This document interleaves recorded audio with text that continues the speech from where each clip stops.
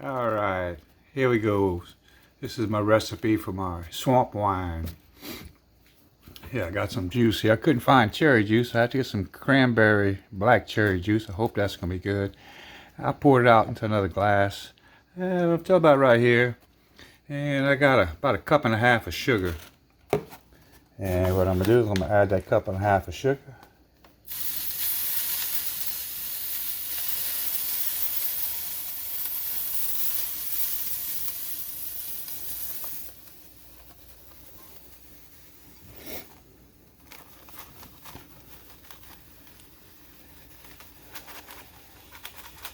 Yeah, you could make wine if you want. You can make wine out of water. It's really the sugar and the yeast that produces the alcohol. The juice and all that's just a flavoring. Now I'm going to take a quarter teaspoon of yeast. And I just got a regular old bread yeast. You don't really have to have wine yeast. Hold on a second. I'm going to mix that sugar up first. I'm going to shake this up real well. All right, I got that sugar all nice and shook up in there. Now I'm going to take a quarter teaspoon of my yeast and just drop it in there. I'm going to put a little bit more. The last batch I had kind of died on there a little bit. There you go. And I'm going to put the cap on it. I'm just going to give it a little shake here. Now, like I said, I don't have all the fancy equipment.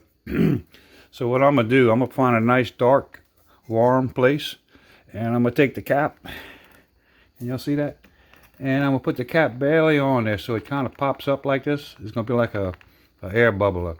So when the pressure comes up, it's going to pop that cap up.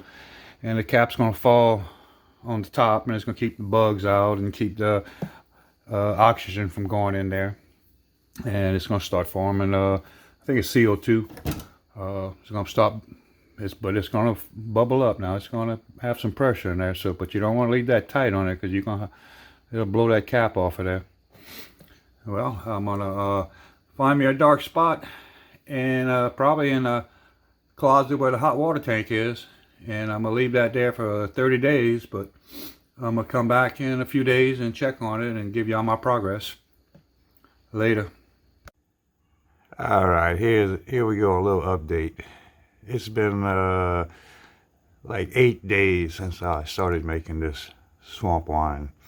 And if you can see, it's slowing down in the bubbles. You can see a few bubbles coming up here and there, but you can see all the bubbles at the top. Because it's been 8 days into the process. And this is what it looks like right now. You can see a few bubbles at the top. And you can't see too much settlement at the bottom yet, but as the yeast starts dying, you're going to see some settlement down at the bottom starting. And probably in another couple of weeks, I'm going to do what they call a racket. I'm going to siphon off the top half and leave all the settlement down at the bottom. But if you look close, you can see some bubbles still bubbling up there. So the yeast is still working.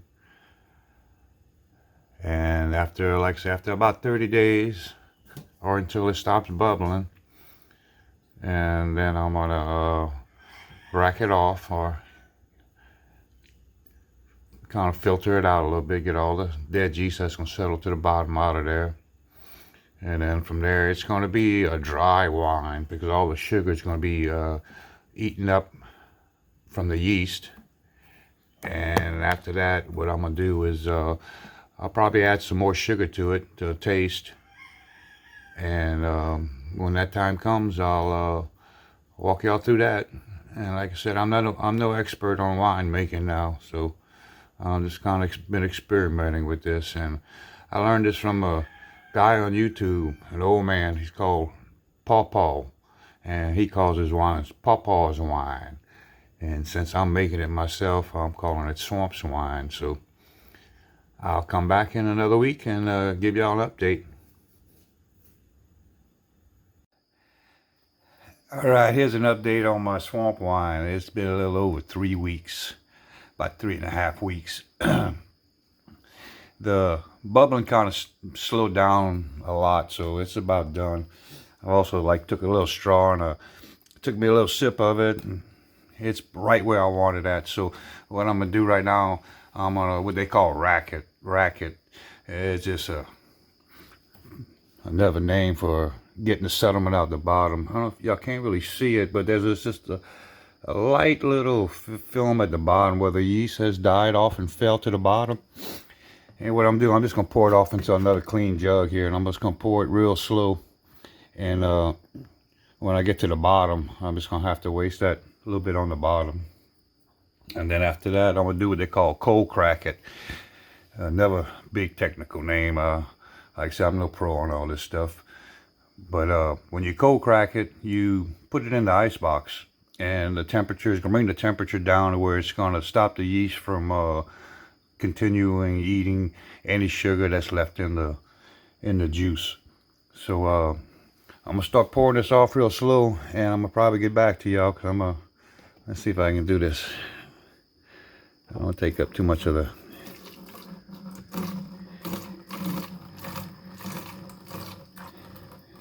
and when I get to the bottom, I'm gonna stop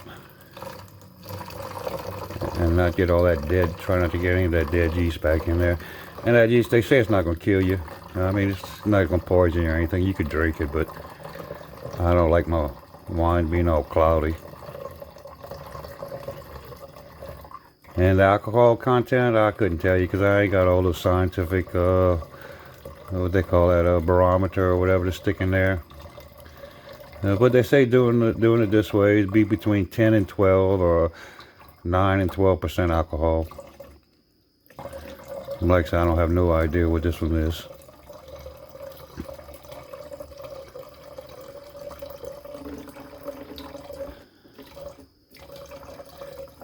So you gotta try not to pour it too fast.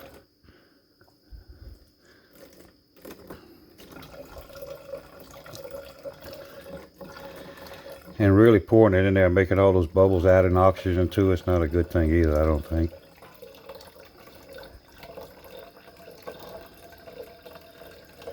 But after I stick it in the ice box, it's gonna settle out some more, and I may have to rack it again. But I'm gonna show y'all when I get to the end here. As if y'all still with me. And like I said, I learned this on the internet from a guy named Pawpaw. And this is just old cherry juice. It was cherry cranberry juice I had found.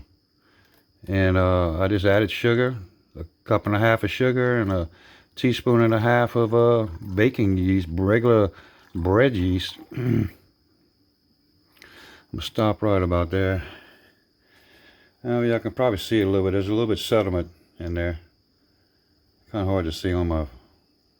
There you go. You see the sediment in there right there? That's all that dead yeast that kind of fell to the bottom. I'm just gonna go ahead and throw all that away, but let's see how clear it is.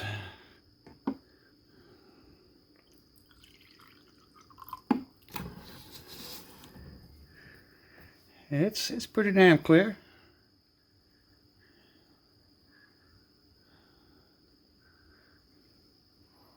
Smells good.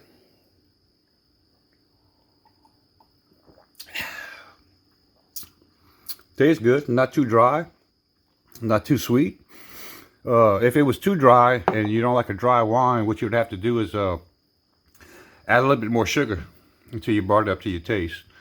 Just a little bit sugar at a time and keep tasting it.